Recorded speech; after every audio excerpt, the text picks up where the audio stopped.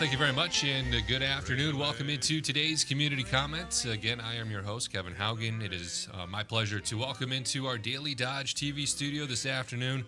Is the third Wednesday of every month. It's our pleasure to welcome into Community Comment this afternoon the Dodge County Sheriff, Dale Schmidt. Sheriff, thank you so much for coming in today. Oh, wonderful music to bring us in. Silver bells, Christmas time. Great choice, Wally. Can't complain about some Bing Cosby. Perfect musical choice. He's been knocking it out of the park with the music intros the last couple of days for Community Comments and setting the mood for Christmas. Yeah, Wally's doing a great job. Charlie had some room for improvements. We brought in Wally. You guys are too much, man. Well, we got to compliment you. Make sure you bring back the good music every month. Hey, just for you, Dale. I'll make sure we keep doing it. Outstanding. Fantastic. Well, we appreciate again the musical stylings of our producer today, Wally, here on Community Comment. And if you have a question for our guest here on the program this afternoon, you can call into the program at 885-4446. Or you can text 887-9595, or again, you can call 885-4446 if you have a question for Sheriff Dale Schmidt, our guest here on Community Comment this afternoon. And Sheriff, it's good seeing you again. I wasn't here last month. Thanks to Wade for filling in for me on Community Comment last month. But it's been 2 months. How have you been? Doing real well. Been busy as always, and being a law enforcement officer, being a light extraordinaire out at Swan Park, getting the lights all up and running, and everything else I do, it's been fun. But glad to have you back. Wade was a nice fill-in, but we just need to have you here every month. I appreciate that. I think our shows are really good. He just kind of upsets the apple cart a little bit. I love Wade to death, but we've got good chemistry. Wade's a fantastic host. He has a different style. I'll say that he has a different style compared to me. Not saying it's better than I am not even remotely saying it's better than mine, but it's just a different format. We just have good chemistry. I think that's a great point. Yeah. Absolutely, I completely agree. Let's pivot here to talk about some important topics today. We have a lot to get to, so I want to dive right into what we're here to talk about today. And the first thing that we want to spend our time talking with Dodge County Sheriff Dale Schmidt again here on Community Comments is a bit of a time-appropriate topic.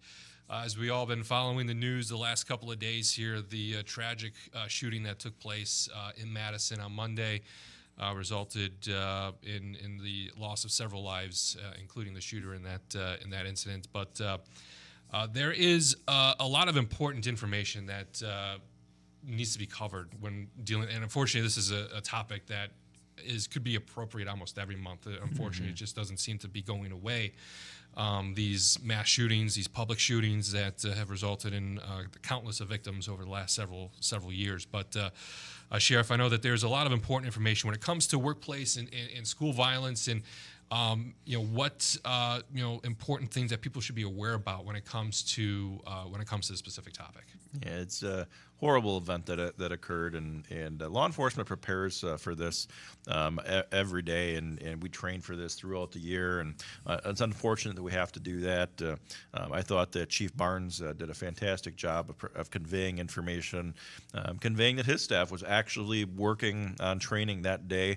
They'd had command staff training within a couple weeks prior on this. They'd had quarterly trainings on this. We do the same types of things, and we're prepared to respond to these. Not that we want to, but that we need to be prepared to respond to these types of things. And a lot of credit goes out to the chief for the way he handled this. I reached out to him. Me and I actually went to training over the last couple of years together. We both went out to the FBI LEDA training at the same time out in Washington, D.C. or Maryland area, and so I got to know him there. And he's did a really good job. I got some tough questions from some of the media, and I wanted to address some of that. I thought he handled it very, very well. The one on metal detectors, I know he was asked a couple times, should schools have metal detectors? First of all, you need to understand that every school is different. Every location is different. And his response, I thought, was perfect. He said, we shouldn't have to have metal detectors in a school. And he's absolutely right. And you could tell he's upset about the question and about the need for the question, and I get that. I mean, is it something we have to consider and talk about in the schools? Absolutely. we can't make our schools prisons. We can't make the children feel like they're going into prison every day. So there has to be a balance.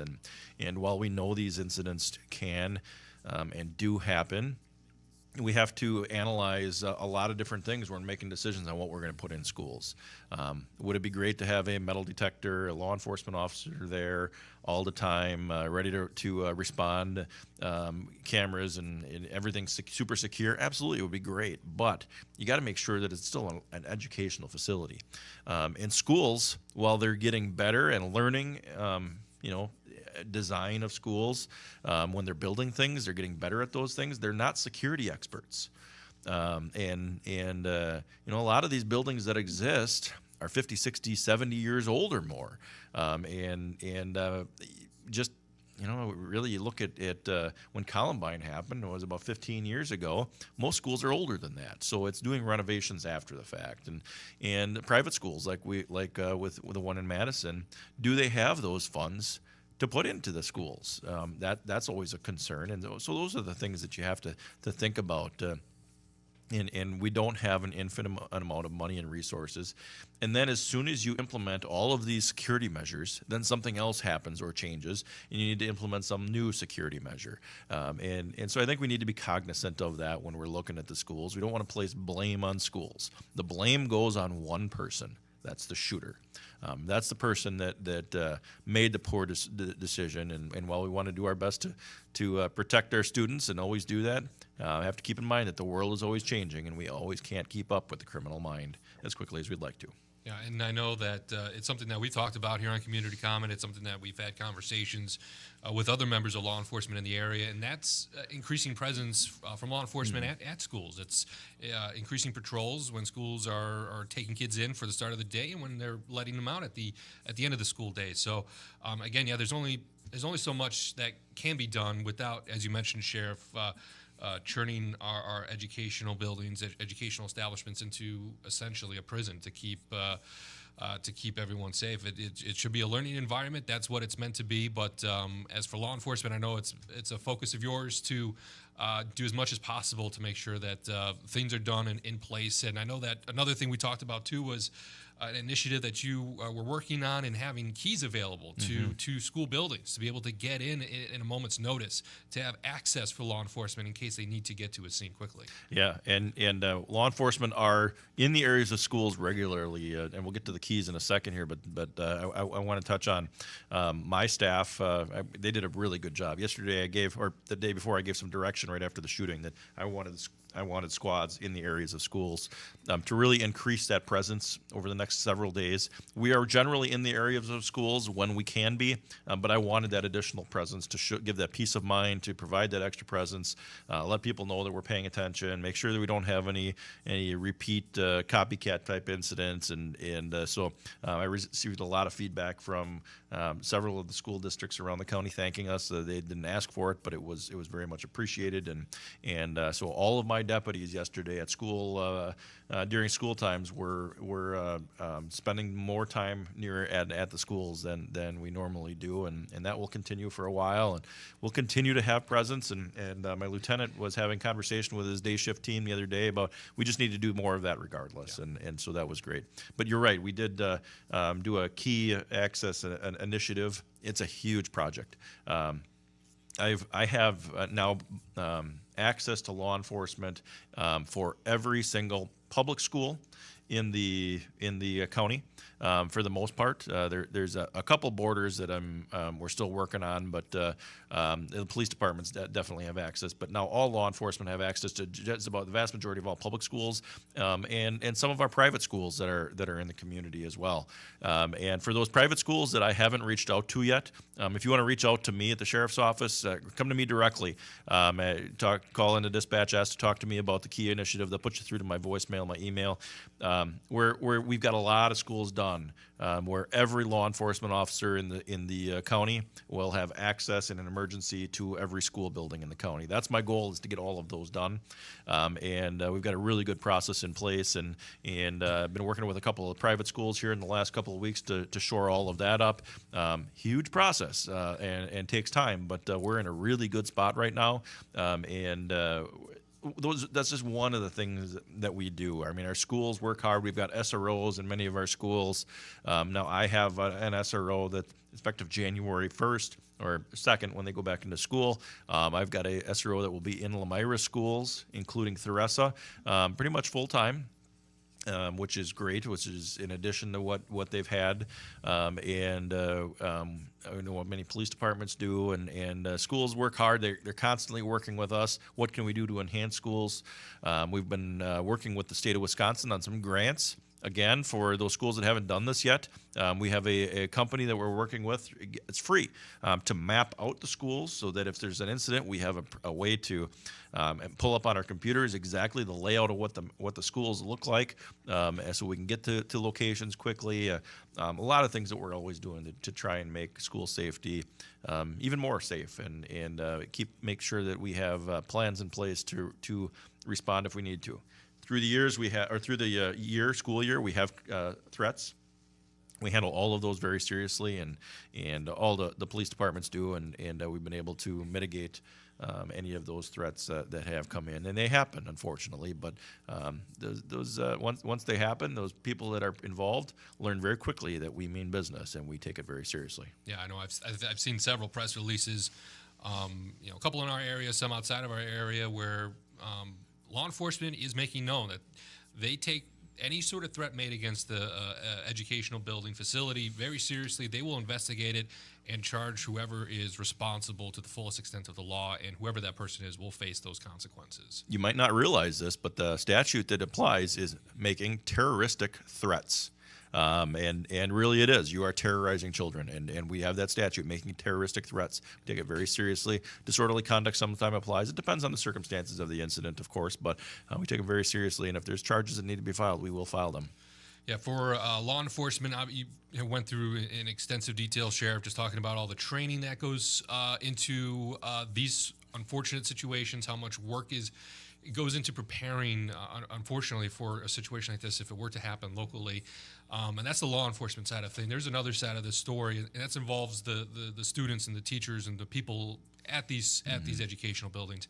I know that one of the main messages that has been shared recently, we talked a little bit about this before we came on today, and that's the run, hide, or fight discussion. And Sheriff, I just want to hand it over to you and just talk about how important that is to share that message with the younger people in our community, and how important it is for them to know this. Yeah, I'm going to share with you a story or a conversation that I just had with my daughter, and then subsequent to that, my son, after the events that happened in Madison, and that's on run, hide, fight.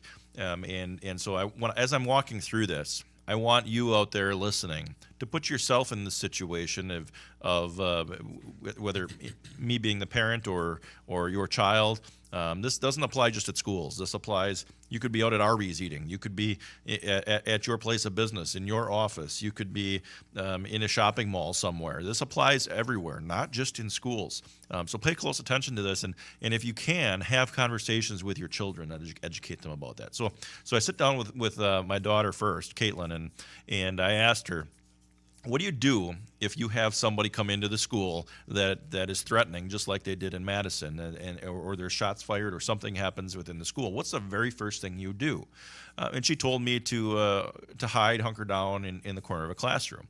And I said, well, that's not the first thing you should do. The first thing you should do and consider is run away. If you are able to get out of that building, if there's somebody shooting, get out of the building, get outside, and get away as far as you can. Now, she goes to school in Juneau, so I told her, go hide by the principal's office. And then when I talked to my son, I said, run down to Daddy's office, because I'm just a couple blocks down the road. And my daughter said, well, you didn't tell me to go there. You told me to go to the principal's office. I said, well, that would be a good first start. But going to a safe place that you know that you're going to be safe. Running away and getting away is your best chance to make sure that you are safe. But then I said, if you're not able to get out of the building, you're not able to be safe where you're getting out. And running, you certainly don't want to run out past the assailant. You want to be careful where you're going when you're running away. If you don't have that ability where you're right by a door to run out the door, then maybe hiding is a better option. And so I said, what do you do? And she told me, well, I get behind a certain area within the classroom and hide. And my son gave me another location where he's been trained to hide. And I said, that's very good. And I said, that's what you need to do. And you need to stay there, and you need to stay quiet so that they can't find you. But then I said, okay, what happens if that assailant comes in and you can't run and you can't hide? What do you do? And both of my kids kind of froze up a little bit, and we had it was a good opportunity for me to educate them. Colin actually told me surrender, and I said, no, you don't surrender. You don't surrender because these individuals are not looking to take hostages necessarily. And I said, you need to fight. And whether that's by yourself or with somebody, more the merrier. You need to fight to get away. And that includes whatever you might have, and whether that may be a sporting piece of equipment like a baseball bat or a chair or some other way to get away, you need to do that. And this is what the FBI is teaching: run, hide, and fight. And I said, your number one goal through all of this is survival and making sure that you are safe, and doing whatever you can to do that. And that's a very difficult conversation for a parent to have with their child, but it's one that's necessary to make sure that they understand, because we were having a conversation this morning with all the department heads of the county about office safety, and I told them, some people who are used to dealing with stress and tragedy, and like law enforcement, something like this happens, we know what to do because we train for it. But if you don't train for it, if you don't talk about it, if you don't use it, you lose it. And we don't want people freezing up in the moment, not knowing what to do. So they need to have an understanding. You have to have that conversation.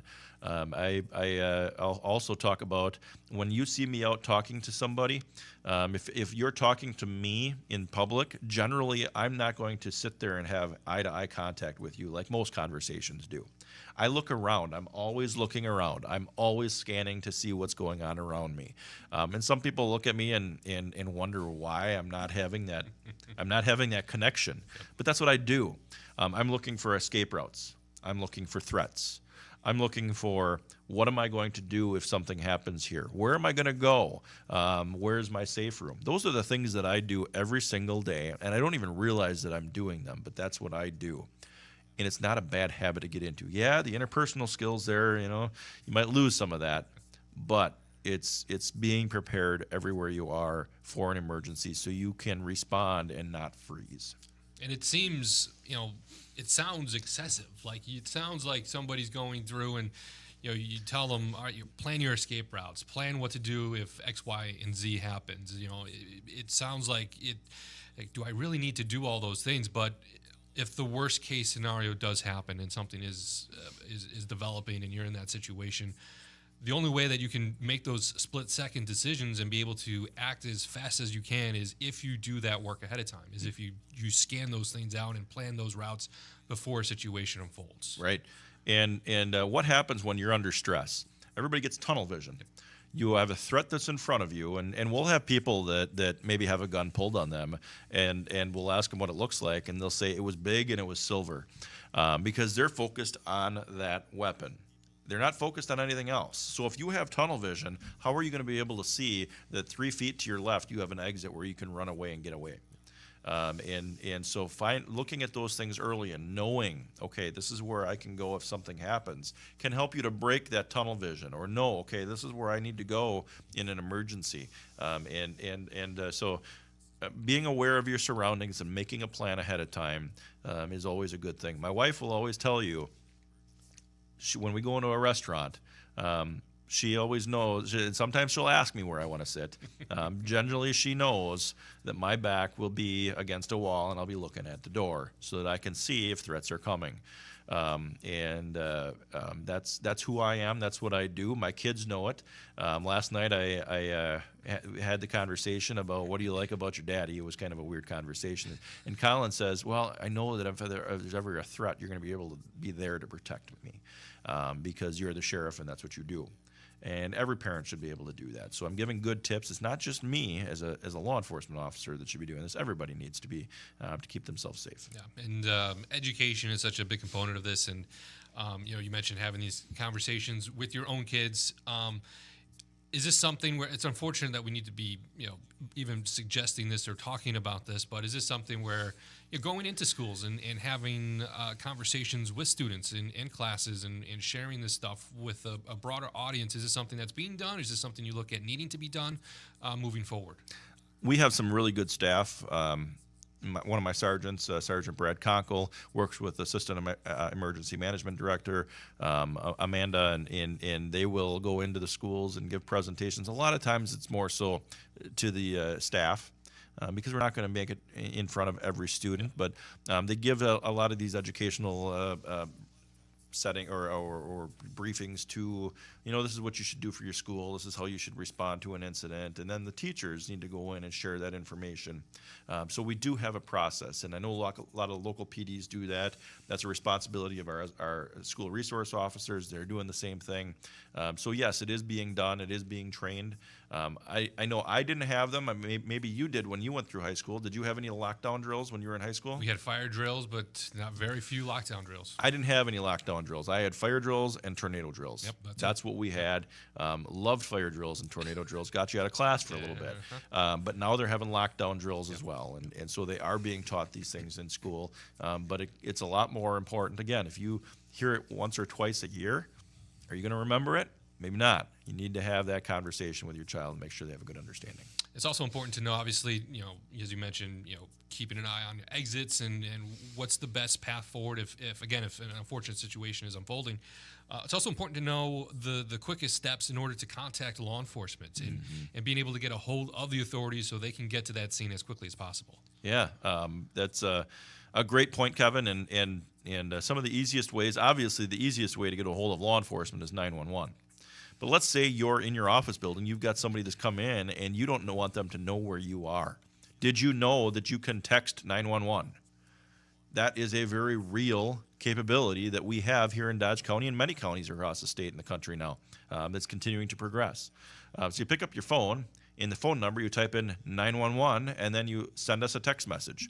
It is going to come across as a 911 text message in dispatch, and they are going to text you back, and they're going to say, can we call you? If you can't, you say no.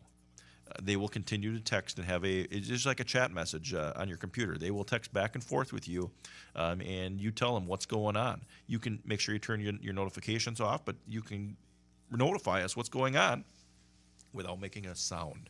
It's a great tool that I think a lot of people forget about, that you have that capability. It could be for just an incident in a domestic abuse incident, where you don't want the perpetrator to know you're contacting us. What a great tool that's available to everybody. In addition to that, now this one is not for emergencies. This one might not get detected right away. But let's say you're in a situation where you can't text 911, you can't call 911. There's no other way. Maybe you've only got Wi-Fi and you can't call. You can, if you don't have our app on your phone, the Dodge County Sheriff's Office app, I highly encourage you to have it on there. You can submit an incident report. It will go into an email box for our dispatchers, which they check. Usually within a few minutes, they'll see it. But it's another means by which you can send not only the incident, give us some contact information, but you can send us a picture or 3 pictures with that as well, which can also be very, very helpful.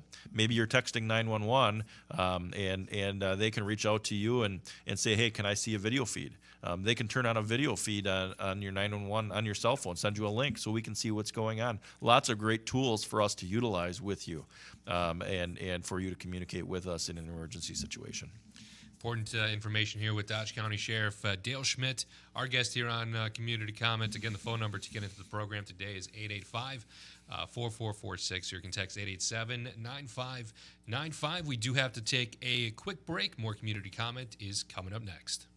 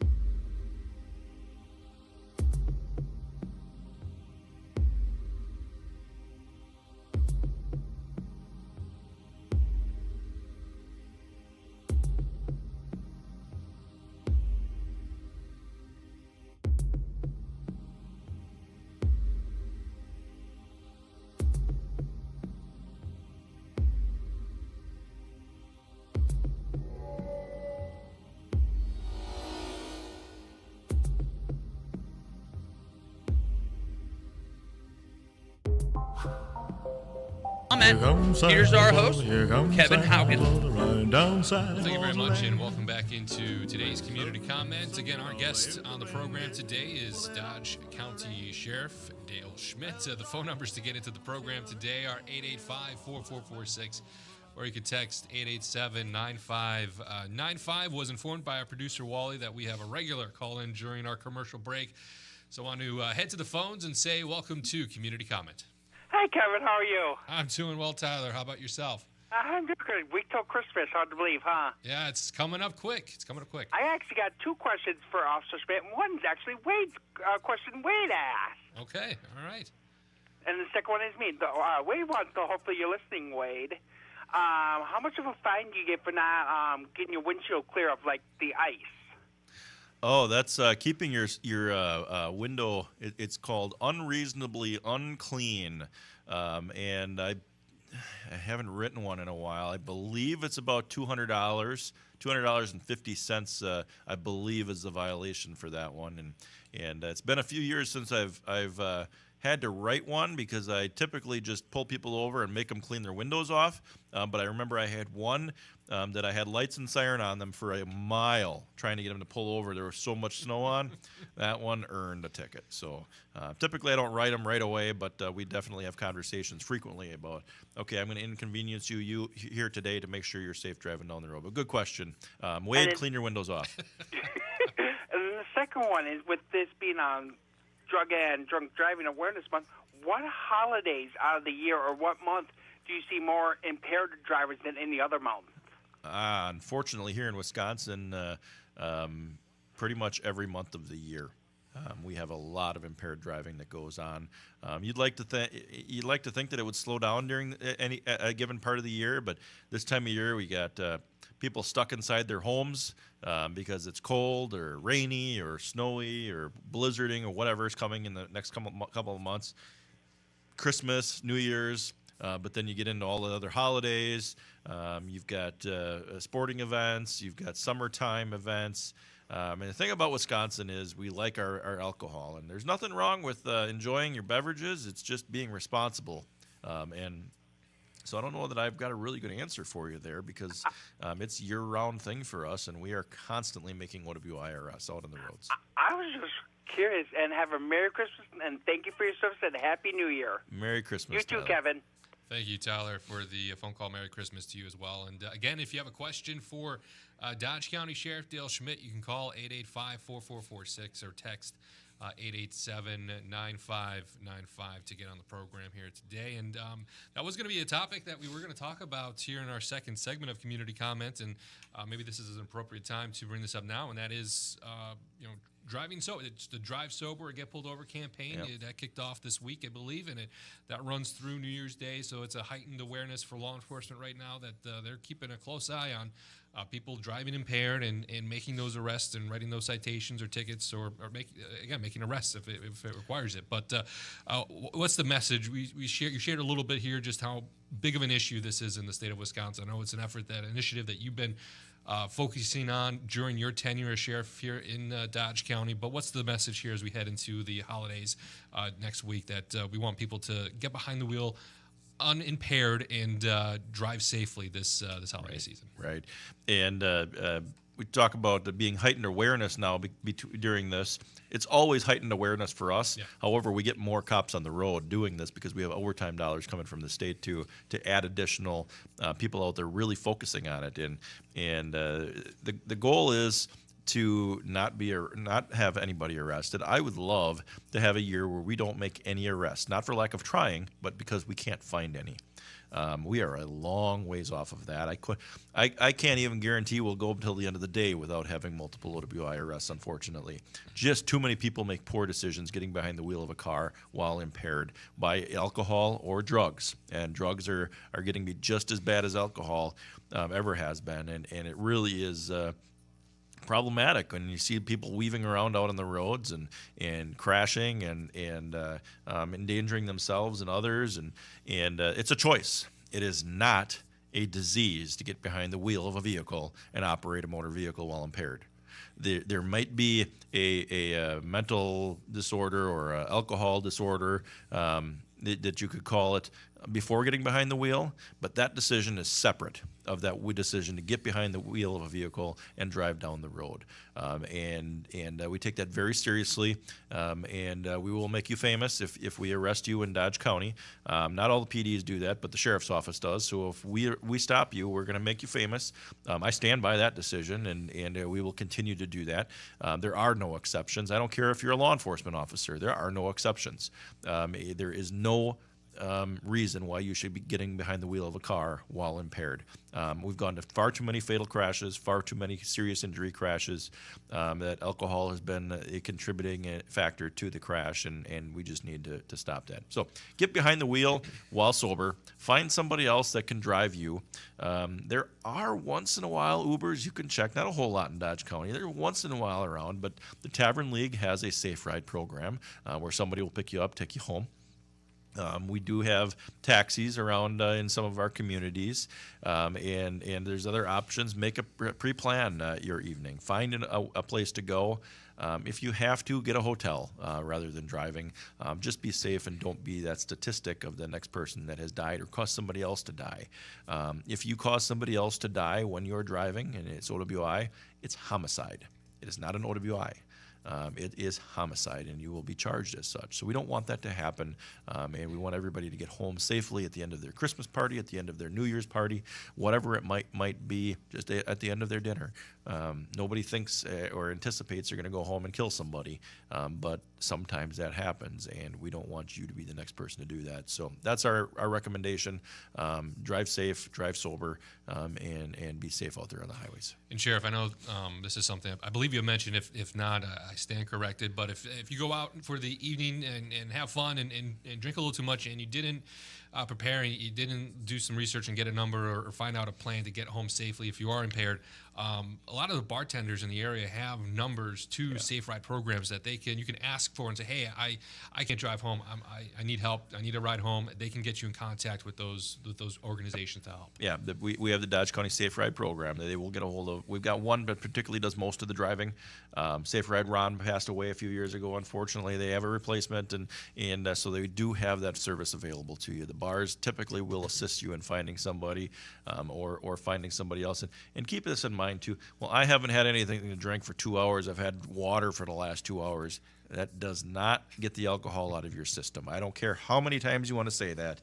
If you've had 5, 6, 7 beers and you wait 2 hours and just drink water for 2 hours, you're probably your curve is probably at its peak at that point, and you're probably worse than you were 2 hours ago because now it's all been able to absorb into your system. So 2 hours of water, generally not enough. We even have people who will get up the next morning after going out, getting home at bar time. They go to work at 8 o'clock in the morning, and they'll still be impaired on their way to work. Alcohol does not dissipate quickly.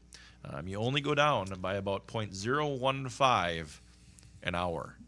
That's not a lot.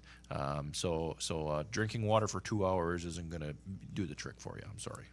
With Dodge County Sheriff Dale Schmidt here on Community Comment today.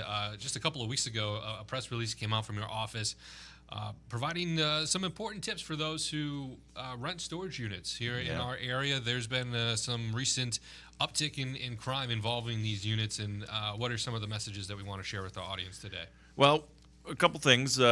Check your storage unit, first of all. If we've had an uptick in these, and we want people to notify us if there's anything that's been missing or if your lock has been cut. Another thing is make sure you have a really good quality lock. They've got some tamper-proof locks that are really hard to cut with the bolt cutters.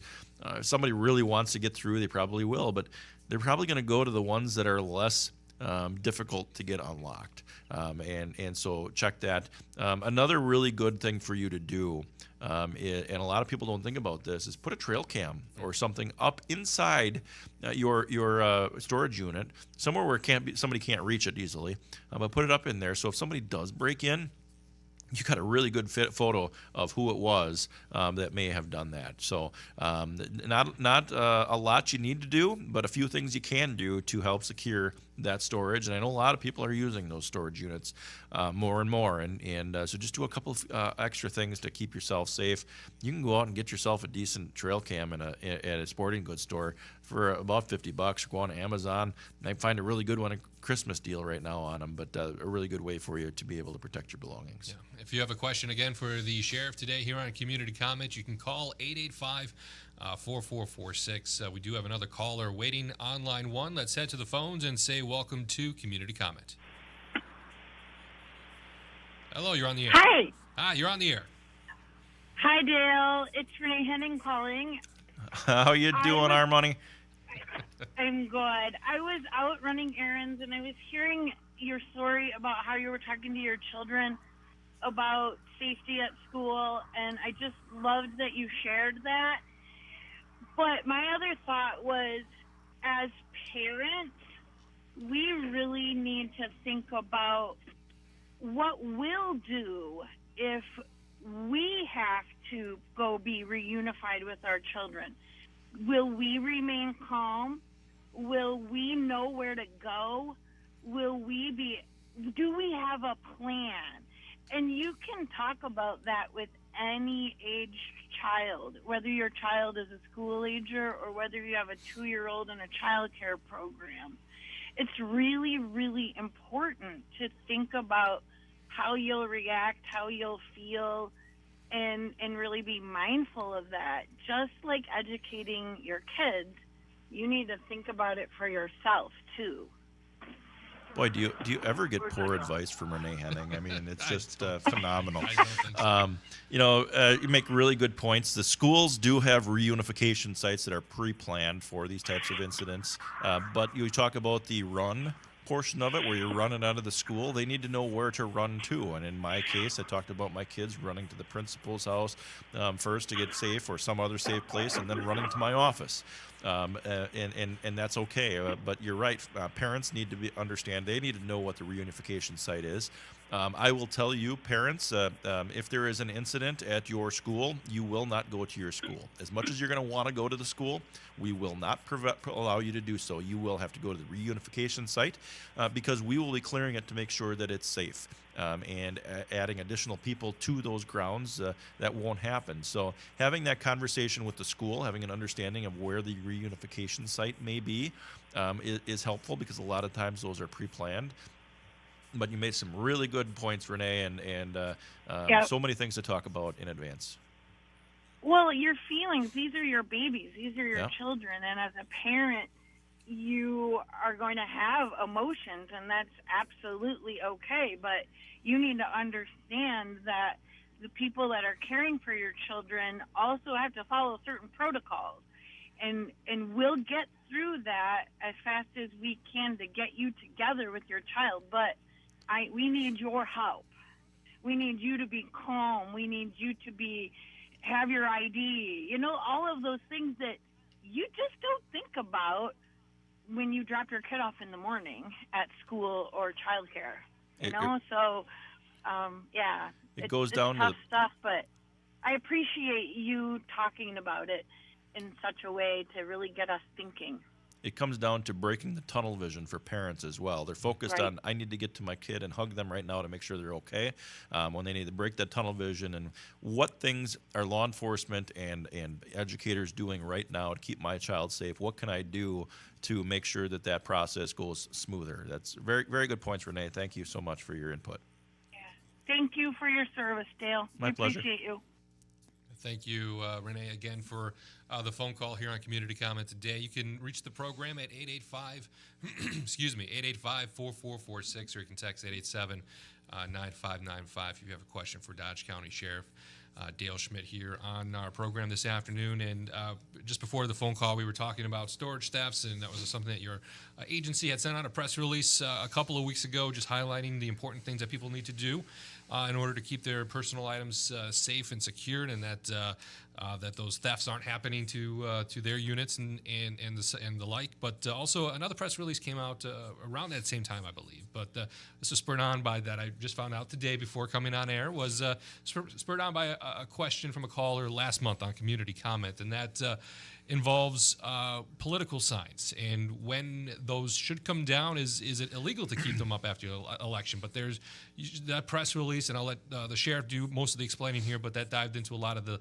legality in state statutes where there is information, because sometimes it's not very clear, and when it involves political signage and how to keep those things up. Yeah, so we had a caller last month, and I put it out on social media, but wanted to cover it again here to make sure that she heard it and could give that information, referencing Transportation Code 2.0 or 201.16. And it states that in that transportation code that political signs need to be removed, and I forget the exact dates of it before and after, but there's a date and time.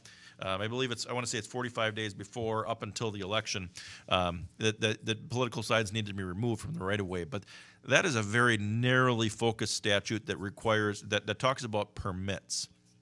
And those permits are for state highways, controlled access highways, and you have to really dig into what a controlled highway is under state statute. And state statute defines those controlled highways as an interstate system. The only interstate we have in Wisconsin or in Dodge County is I-41 up by Elmira. A federal aid primary or national highway system, and there's a few of those. Highway 151 is one of those. Highway 33 from Beaver Dam to Washington County. Highway 26, Highway 16, right around Watertown, the Watertown area. Business 26 in Watertown, Main Street in Watertown, and then the Great River Road, which runs along the Mississippi, which isn't Dodge County. So those are the only areas that actually applies to, and that's that you can't have a political sign up outside of that time frame that's visible from the highway without a permit. The rest of the county is not governed by that transportation code, and the rest of the county is not governed really at all, unless there is an ordinance. And I'm not aware of any ordinance. It doesn't mean maybe one of the municipalities doesn't have an ordinance, but I'm not aware of any ordinances in Dodge County that prohibit having a political sign up year-round, 365. And I know people want others to take them down, but it is private property. And I would venture to guess that many of these municipalities don't have additional restrictions because it is a First Amendment right for individuals to post things on their private property. And a political sign is a First Amendment expression of free speech, regardless of what it is. Through the last couple of years, we've had complaints of certain signs with vulgarities on them, certain flags with vulgarities on them. And people have come to me and asked me, can you tell that person or ask that person to take it down? Well, we can ask them all day long, and they can say no, as long as they want to. And there is case law. There's a couple of them out of California, a couple of other areas of the country that do not allow for us to require somebody to take it down. I can't cite them for disorderly conduct because there's vulgarity on it. I can't require them to take it down. It is an expression of free speech protected by the United States Constitution. And so while some people don't want to see the signs, sorry to say, unless it's one of those areas governed by permits, and the reason for those permits is to ensure proper traffic flow and proper signage and things along some of those major highways. But unless it is delineated in one of those locations, there is nothing that we can do, and people can have them up year-round as long as they want to. So I had that question last month. I wasn't able to clearly articulate it, and I wanted to make sure that I was able to do some research and find out what the law is and provide some guidance, and that's what it is. And just you mentioned the window of time when it comes to the state highways, the state transportation code. I pulled up the press release. So, it's 45 days, as the sheriff had mentioned, before an election, and then within 7 days after the election that those signs must come down, according to state transportation code. And that, again, only governs interstate highways, which is the I-41 is the only one that we have in here. I-41, US 26, or I'm sorry, US Highway 151, Highway 26. That's correct. The ones that I just listed off, there's a couple of them that are identified as being part of the national highway system. Those actually apply.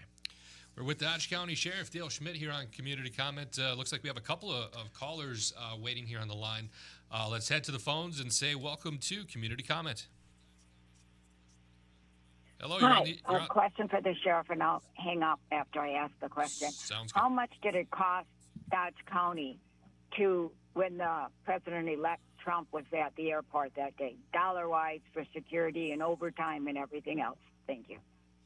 Well, it's a good question. I can't provide that number for you because that number was never tabulated as far as how much it cost. I'm not going to go into any of the negotiation between the county and the airport who held it.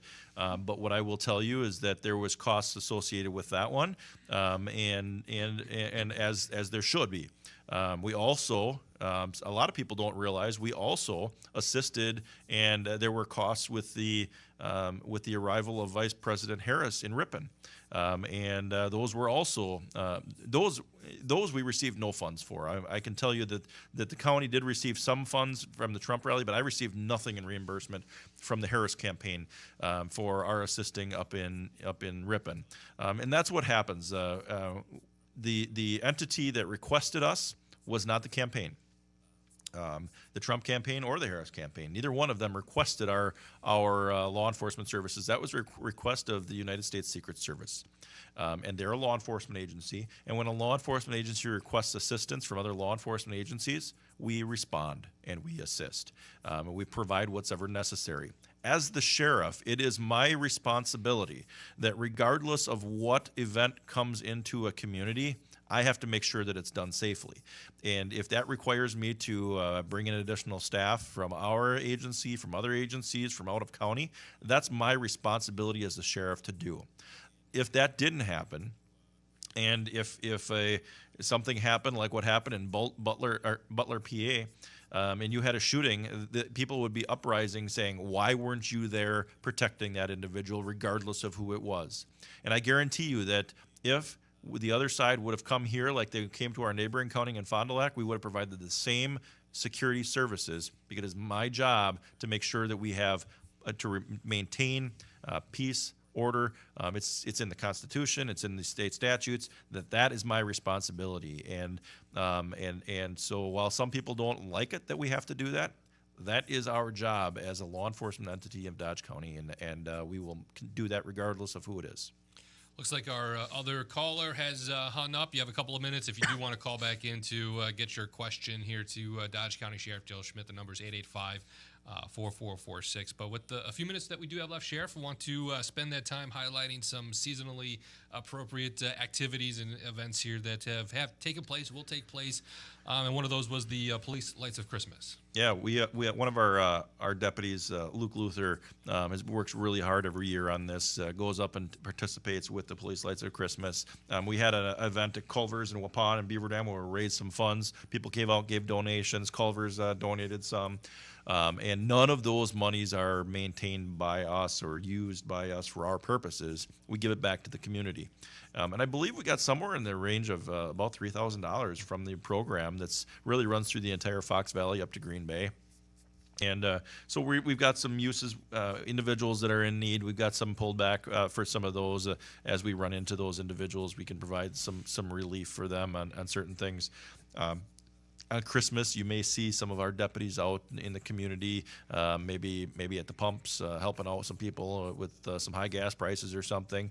That they look forward to doing that every year, and it's a way for us to give back to the community, help out people who might be struggling at Christmas, and then we've got some other individuals that we are identifying, trying to help out as well. So great program. Huge kudos to Deputy Luther for all the work that he does, and all the other staff that came out and helped out to raise money for this, and the community for putting this money out. Again, not $1 goes to law enforcement. It goes back to the community to help out. We're just that conduit for making it happen.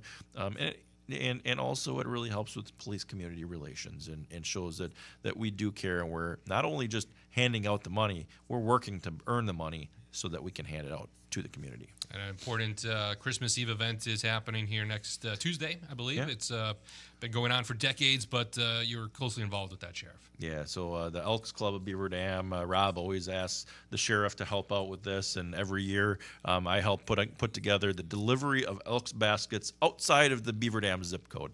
Everything in the city and town basically are handled by residents here. They come over to Summit Ford, and we ask that those individuals, I believe they start at 9:30 for the general public. We show up at 9, get our baskets, and we take them to the rest of the county, whether that be Mayville, Horicon, Lamira, Theresa, Ashippun, all over the county. And the Elks do a fantastic job of putting these together. I organize my staff along with other local police departments, fire departments. Some of our citizen academies have helped out in the past, or cadets, and we get those baskets delivered on Christmas Eve. It's really neat. We bring our families along and deliver food to everybody. It's a really fun thing that we get to do. Before we say goodbye to Dodge County Sheriff Dale Schmidt here on Community Comment today, looks like we do have one more caller we can get to before we wrap up today's show. So let's head back to the phones and say welcome to Community Comment. Yes, I got a comment and a question. First of all, I'm very proud to be part of Dodge County and having you as our sheriff. I think you do a fantastic job. Thank you. My question is, what is your role with deportation of illegal immigrants? It's a good question. We don't know what's going to be happening here under the next administration coming in January. I will tell you that my stance on this is not changing from what it has been in the past. As we in Dodge County are a holding facility for the U.S. Marshal Service, and as part of that, the Immigration Customs Enforcement also utilizes that contract to hold individuals here in Dodge County while they're awaiting court. And many of those are criminal aliens that need to be deported or go through the process. But the other part of my role is when immigration comes into the county and they ask for assistance, we will always assist them. They are the lead.